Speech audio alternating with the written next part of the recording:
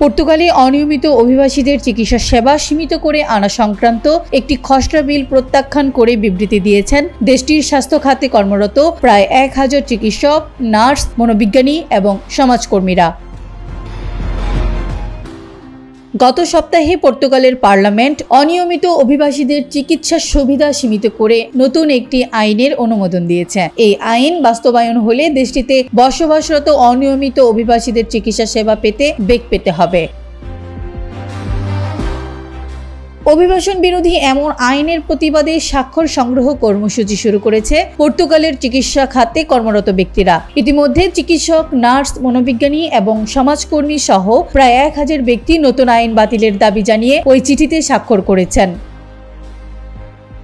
স্বাক্ষর সংগ্রহ শেষে পর্তুগালের রাষ্ট্রপতি, সংসদের স্পিকার, প্রধানমন্ত্রী ও স্বাস্থ্যমন্ত্রীর কাছে চিঠি প্রেরণ করা হবে। চিঠির একটি খসড়া ইতিমধ্যে অনলাইনে পোস্ট করেছেন প্রতিবাদী স্বাস্থ্যকর্মীরা।